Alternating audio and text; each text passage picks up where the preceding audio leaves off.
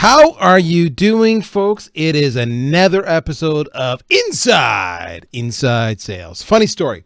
Often when I go speaking, those of you who listen to the podcast, like you're doing now and know me, will introduce me and mention the podcast. And then they'll turn to me and they'll say, "Hey, Darryl, can you talk about inside sales the way you do on the podcast?" I feel like a little dog who has to bark or play dead on demand now. But you know what? I'm cool with that because I like saying it and I like that you guys like hearing it. If you are listening to this in series, then you will know that this is the first episode of 2020. And if you're listening to this on demand and you're playing catch up, well, welcome to the year 2020. There we have it. We're going to do something a little differently today, something we have never done before. We've talked about doing it, but we've never done it. And so this is going to be, you and I, we're going to experiment on this together, this format, and see if we like it. And if we like it, maybe I'll do it again in the future. And if you don't like it, well, then tell me that too. And what is that? Well, it's very straightforward. I actually have no guests today on the show, and that's intentional. I intentionally chose to have no guests. And let me tell you, I've got a gazillion guests lined up. 2020, it's going to be stellar. I've been getting all the yeses and the affirmations, and I'm in emails all this week. I think next week alone, I'm doing 4 podcast recordings. It is out of control. All of this is building up to the sponsorship where you may not know this. VanillaSoft is the title sponsor of the Outbound Conference, outboundconference.com. And if you haven't been to the Outbound Conference, well, you should. But what's so relevant about Outbound 2020 is the fact that you have amazing speakers who recognize the importance of outbound. All right. So marketers will tell you that the holy grail is inbound. And a lot of sales reps are busy following up on inbound leads. But the truth of the matter is sales is just as required to do outbound activity where you identify your own list, your own targets, especially something like, account-based marketing, for example, account-based selling, target account selling. Without marketing is there to support you, not to lead you. And so the 4 individuals actually sat around in the very beginning and they said there's this huge conference called Inbound, which of course is put on by HubSpot, but no one's doing outbound. And that's where the Outbound Conference came from. I'm not sure if you know that. It was originally founded by the 4 horsemen, which is Mark Hunter, Jeb Blunt, Anthony Iannarino, and Mike Weinberg. And this year, for the first time ever, they've had a change in leadership. Very dramatic, but nothing evil, nothing to be worried about. It's all good. Mike Weinberg has just gotten too freaking busy and he's stepping back from the Outbound show. Still a huge advocate, still pushing the product immensely. And he's been replaced by Victor Antonio. And if you don't know Victor, of course, he's got over 1 million followers on YouTube. He's the man.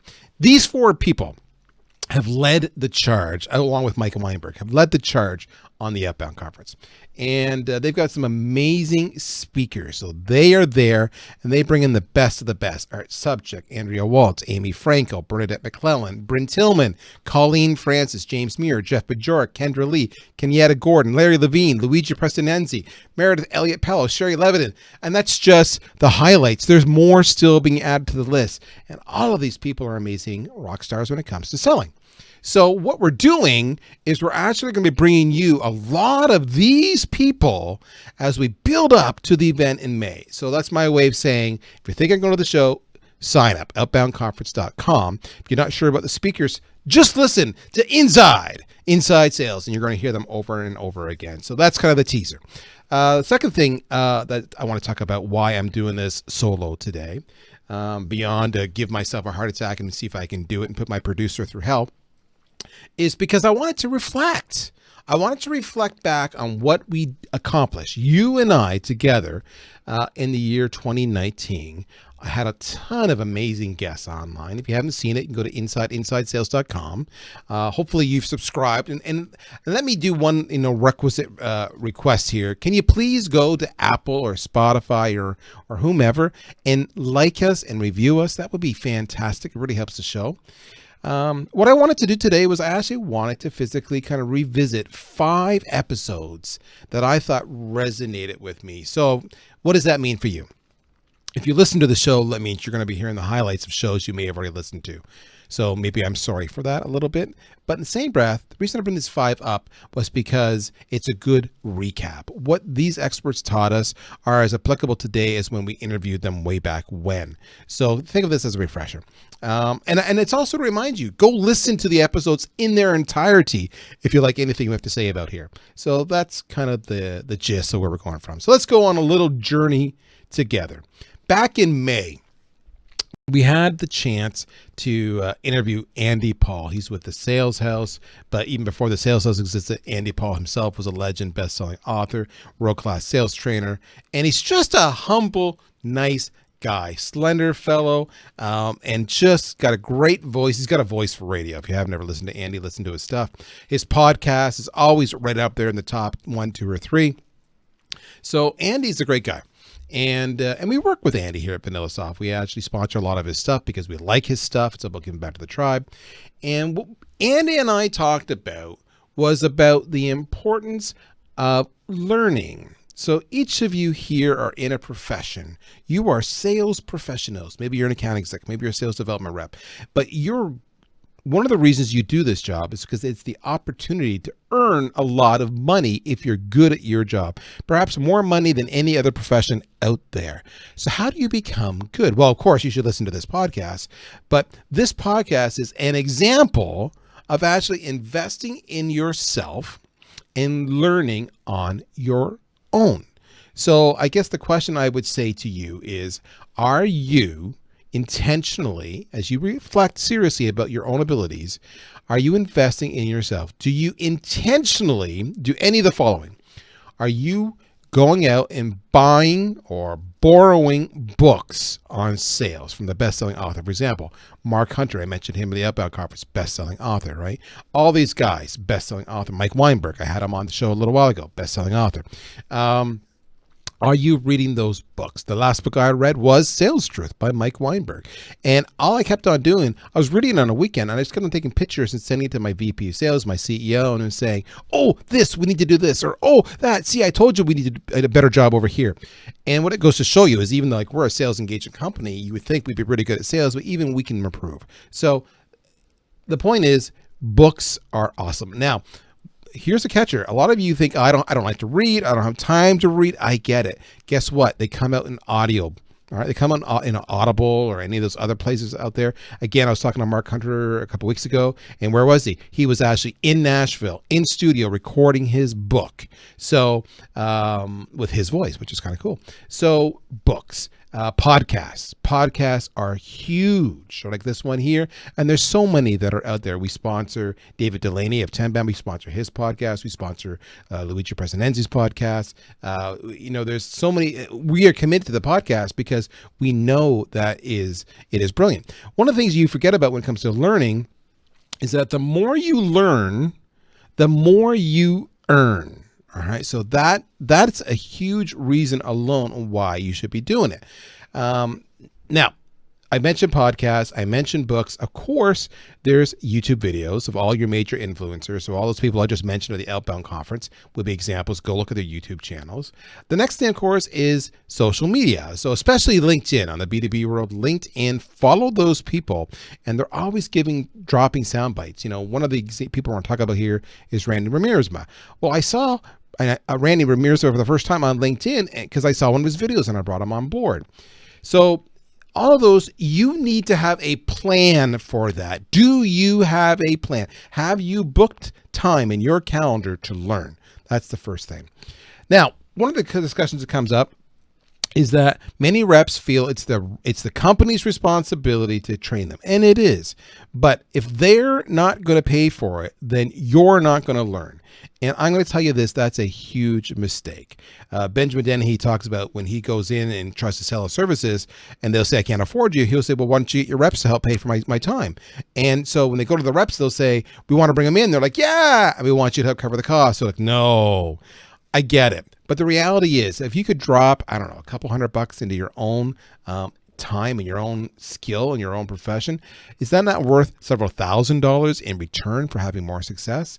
It's like continuing education, folks. You have to have the right mindsets. You have to be intentional. You have to physically focus on what ways you learn best, and you have to actually make an investment in that. The next thing is A/B test your learning. So whatever you've got, Brian Smith Jr. and I talked about this, how he A/B tests what he's good at, and then and maybe this script works better versus that script. So I'm gonna practice that over and over again. So all of those are good, but my point of the lesson here is Andy in this episode, and it was, if you're wondering, it was episode number 26, talks all about how you can increase your earnings if you just increase your learning. So go check that out. That's Andy Paul. Follow him, by the way. Moving on. Then we had a great conversation on June 25th. This is episode number 32. And it was with Jason Bay. Now, Jason's with Blissful Prospecting, and he talks about turning up the heat on your cold calls. But we had Jason on both a podcast and one of our webinars, which the webinar basis was all around stop sending shitty emails, because too many sales reps are literally just firing off emails that aren't converting. Now, you know this. And often your excuses, I've heard this over and over again because I've called some of you out on it, is, well, it's a numbers game, Darryl. I know they're shitty, but if I send enough out, I'll get enough responses that I can feed myself. And the reality is what you're actually doing is you're destroying your own base that you should be selling to, because it's like a one and done. You can't go back to that well because you've already angered and frustrated the person with your bad emails way too much. Plus, your bounce rates and your spam are going to go through the roof, and your deliverability is going to suck. So you don't want to do that. Jason talks about the whole concept of the reply method. Now, the reply method it's a really, really interesting approach. He says, structure your email this way. R is for results. So if it's VanillaSoft, my opening line might be, many of our clients using VanillaSoft can triple their sales pipeline with no additional investment in processes or people. E in the reply is for empathy. Is this of interest to you? Because I can imagine you're frustrated with the results your reps are giving. Most reps are struggling to hit quota. P is for personalization. I know at VanillaSoft, it's real to us. We feel it in our bottom line. We've had the stress and anxiety. I imagine you feel this too. L is for laser focus. If you give me just a couple minutes of your time, I can explain to you exactly how we do this, and you can determine if that's something that you can apply to your processes. And then Y is for you. I want to help you succeed. Let's talk. Here's a link to my calendar. All right, so REPLY. If you follow that method, it's as simple as that. You're going to do amazing emails. The biggest thing in that whole methodology is stop making it about you. Hi, I'm Darryl. I'm with VanillaSoft. We do this, we do this, we do this. Nobody cares. It's about them. So it's not about why is not for, me. Why is for you, the recipient of my email. So that's the reply method. In that, we go through a number of emails and talk about how they're so lame. We talk about how templates that are non-personalized and don't follow this format stink. We talk about some other stuff, right? So you should assume that your emails are always being consumed on a phone, a mobile phone. If you assume that versus a desktop, that's going to really help you keep them short and tight. So the layout is critical. How do you format them? Small, tight paragraphs, bolding your call to action, for example, personalizing it. That's massive. If I can skim it so I can quickly determine who I have an interest in this or not, and it's not too long, I don't have to swipe too many times, I will read your email. Finally, the last thing is the subject line, okay? So too many of you are using scripted lines that are too long. You want 5 words or less. That's the first thing. Next thing is what you want to do is ideally you get it even shorter, maybe 3 words. And in fact, 1 or 2 words, believe it or not, converts the most. But you also want to personalize it. So you want to, something like Darryl, hold on, let's see, I'm blanking again. Triple your pipeline. Darryl, triple your pipeline. All right, so it's going to speak to a pain or it's going to be provocative. I'll probably open that it's short, it's sweet. I can see it on the phone. So it's personalized and it's relevant to me and my pain. So that's your subject line. Do those things and you will be far better. Stop sending out the bad templates. Stop not proofreading your stuff. Finally, invest in tools that will make you more effective, such as Grammarly. All right. Grammarly is a fantastic tool. It's very affordable in the big picture. Again, going back to investing in yourself, that you can check your grammar, check your spelling, check all that wonderful stuff so you actually sound as smart as we all know you are. Because after all, if I'm going to get into a transaction with you, I'm going to make sure that we know each other, we understand each other, and that I trust and respect you. So the image you project is so critical. If you can't spell and you can't structure a sentence, I'm moving on. That's huge. So that was with the great Jason Bay. Follow him on LinkedIn. He's with Blissful Prospecting, episode number 32. Okay, so the next show was one of the, if not the most downloaded show of the year. And it actually goes way back to March. And what you may see here is I'm actually working not chronologically, I'm working kind of through a sales process. So first you learn in yourself, right? And invest in yourself and your own knowledge. Then you might be sending an email to a prospect. Now in this one, episode 18, we talked about the science behind the cold call. So now, maybe they didn't answer your email. Now you're going to reach out, you're going to call them. All right. So logical flow here. And I did this one with Benjamin Dennehy. Now, if you don't know Benjamin Dennehy, he is the UK's most hated sales trainer. Self-professed, self-declared. He wears a hat, a very red hat, a la Mr. Donald Trump, and it says, "Make salesmen great again." And it doesn't say salespeople, it says salesmen, and he makes no apologies about that. And that's just him being provocative. He's actually a good guy. He's got his suspenders. He's got his plaid button-up shirt. He's got his brand down pat. He pulls no punches. So in that episode, if you missed it, listen to it, because you're going to hear him and I get into it. And in some of the stuff he says, you're going to go, wow, that was bold. And they're going to say, but wow, he's right. And it was really kind of interesting. In this one, he was really kind of saying, and you've probably heard this before, the cold call, you've got to agitate a little bit. You've got to upfront, acknowledge that this is a cold call. So too many of you are out there saying, when someone answers the phone, A, you're shocked, and B, you're going, hi, it's Darryl. I'm with VanillaSoft. We're a sales engagement vendor. How are you today? So at that point in time, you've lost them. They've already tuned out. Too many of you are worried about the cold call. You're thinking that you're interrupting them and you don't want to be their interruption. You're worried that they're going to get angry with you or they're going to just yell at you for doing what you're doing. Guess what? When they pick up that phone, they gave you permission right then and there. They could have let you go to voicemail. They could have not answered the phone at all. They picked up the phone knowing they don't recognize the number or the name on the display. So they already know that this is probably a cold call. So don't worry about it. Don't feel bad. The next thing is when you get through to the actual, you're beyond the gatekeeper and you finally got the right person, you don't mess around. His point is just admit. And the first thing he says is, hi, just to be clear with you, this is a sales call.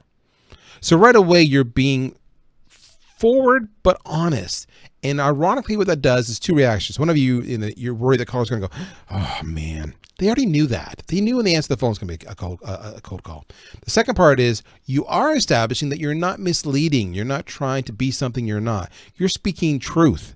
And they're going to like that you're being forthright and not wasting their time. Yes, there's always outliers. I understand that, but they will actually appreciate that. The next thing he goes on is he says, you've kind of got 30 seconds. Now, we did an episode with Chris Beal. He says you have 27 seconds, but for simplicity, 30 seconds. And in 30 seconds, you need to be able to get your spiel across. The other thing is that Chris Beal mentions in another episode when he talked to a hostage negotiator from the FBI says you've got 8 seconds to establish a connection with them. You don't do it then you're dead in the water. That's why being forthright and honest with them is so important. So his point of view is you need to really, really segment your list. You need to know exactly who you're talking to. You need to know the persona. Right? I'm talking to, as he says, the managing director or the CEO of a company. The company's in this industry and the company's of this size. That's my list I'm cold calling today.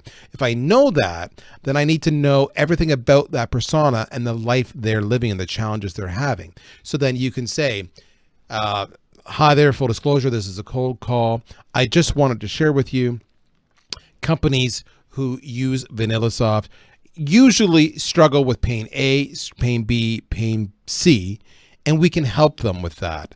I'm assuming you don't have that problem, but can I have 30 seconds to talk about it in case you do? And then the next thing he says is silence is golden. So just be quiet. Use silence to your advantage. They're going to say no or they're going to say yes. But usually they'll say is 30 seconds, 30 seconds. You've got 30 seconds. Go. And that's what you want. And now you can go into your spiel. So that's the whole thing. The science of the cold call is right there. And then you get into the whole objection handling and discovery and everything else. That's a whole different conversation, which we did a wonderful episode with Michael Padone late in the year on objection handling. So check that out. But that was Benjamin Dennehy on the science behind the cold call. Now, you've got that call, you've connected with them, and now you're actually trying to figure it all out. Well, that's where we did the conversation with Randy Riemersma, as I talked about. He's with Span the Chasm. Definitely follow him. He's a card. I told you I found him on LinkedIn when I was educating myself. He had a video out there, and it was literally about, stop making this mistake. He just got out of a meeting, I guess. He was in his car or walking towards his car. And I saw it and I was like, he nailed in 90 seconds exactly what I see over and over again. I've lived it. My reps live it. I get it. I reached out to him and connected. That's how you should be using LinkedIn to grow your network, guys. Don't be just sitting there and all on watching people. No, reach out and connect with them. And then if you connect with them, reach out the next step and say, let's have a live call. He was talking about the whole disco process, right? Discovery and how that can be a real pain in the arse. And in his conversation, it was really about the fact that you've got to know that you're going to screw up. So you need to take time to get better at your skills. Give yourself permission first off. You've got to be prepared. So if you're going to have a discovery session with so-and-so, if you have a discovery session with me, you better know everything about me and my company and my challenges. If you are not prepared, you will lose this one and only chance to have a discovery call with us. So that's the big thing. He and I then went and talked about various frameworks. He's got a variety of frameworks. He recommended it, but it reminded me of the framework that I use that works so much. And what the framework was that I use is called SPICED. So if Jason Bay talked about reply, you remember that was results, empathy, personalization, laser focus on you when you're writing emails. SPICED is all about discovery. So SPICE is what you want to drill down and say, what's your situation? S. What pain is that causing you, right? And you're looking for stuff you can measure. It's demonstrable. Here's where it gets really important. What impact is that having? Again, more numbers, all right? What critical event is on the horizon that if you don't address this, you're going to be snookered? So that's huge. And then what's the date you need this resolved for? And that's the other part. So what you're replaying on when you do this discovery session is you're trying to pull out of them emotions. You want them to be passionate. Numbers, so that you can physically actually measure stuff and show how you can improve upon the numbers, either the numbers for the challenges they're having or numbers for what they want to achieve. And then goals. If I can get a solution that gets me here, then I'm in a winning position. So it's all about asking questions and talking way less than you're listening, that are evoking emotions, numbers, and goals. I use the framework SPICED. The next thing is you don't want to ask open-ended questions. You want to, closed-ended questions. You want to ask open-ended questions. How is that impacting you? There you go. It's open-ended. And you want to let them talk. You're excited to say, oh, I hear you have this pain. My problem can fix that. Don't. Let them finish their spiel. When they're done everything, then you can come back and say, we can help you with that. We have these features. Let me get my stuff together. I'll prepare a counter response. I'll come back to you. Let's schedule the next call now, and I'll tell you how I can fix it all. That's the discovery session, episode 48, Emotions, Numbers, and Goals with Randy Riemersma. And rounding it out, I mentioned it already. I love this one. It was with Mike Weinberg, MikeWeinberg.com, multi-best-selling author, world extraordinary sales trainer and coach. The man is a genius. I say he's one of the original founders of the Outbound Conference. And we talked about 5 keys to creating new opportunities. Now, This was actually documented in his Sales Truth book, Hash Sales Truth. And but you're going to think some of these things are pretty soft, and some of them are. He talks about you have to have the right attitudes. What this really means is mindset. You have to be prepared for failure. You have to be prepared for highs and lows. You have to be prepared that you can help them. And if they reject you, it's not on you, it's on them. Move it along. So the right attitude. So the next thing was intentional calendar management. You need to be able to block time to do your activities, and you protect those. You do not let anybody else usurp that time for you. And further, you want to put your activity time when you're best at your game. So if you're a morning person, put it in the morning, or maybe you need to do some in the morning or some in the afternoon, but be self-aware. Also, book time to do what you need to do beyond selling. You need to be on social. You need to be doing maybe content creation. Book time. You need to own your time. The next thing he talks about is strategic targeting. In other words, know the sweet spot you can win. Know who your ideal customer profile is and relentlessly pursue them. Don't go astray. Don't react to the shiny object. Say no to it all. Only focus on the targets you know you can win and you can succeed and you can make an impact and you can close the deal on. Next one, compelling messaging. Don't be wishy-washy. Know your value props. If you don't know it, talk to those around you who are having success, but know the messages. Know how to deflect. Know how to frame the conversation. Know how you're different. Know your scripts, if you will, in the end. Finally, and this is the biggest part, it kind of goes back to the right attitude at the very beginning, the mindset, a commitment to prospecting. So you have to be very intentional and say, I know I got a prospect. Maybe I'm the rock star here at the company. Maybe I'm making $1 million a year. I still need to prospect. I got lots of leads coming into me from marketing. Wonderful. I still need to prospect. You own your results. That means you commit to prospecting. You do those 5 things and you're going to create massive volume of new opportunities. So there you have it in a nutshell. We've talked nonstop about 5 episodes that really resonated with me throughout 2019, from the very, very start, where you're physically investing in yourself, to learning, to how to send the proper email, to how to make the right cold call, to physically how to do the right discovery process, to finally how to have the right skills and attributes for you personally to be a killer rockstar salesperson. Okay? If you liked that, go follow all these people. Go listen to the podcast. If you liked that, share this podcast with your colleagues. If you liked that, tell me you liked it. Reach out on LinkedIn. Send me a message. I'd love to hear from you.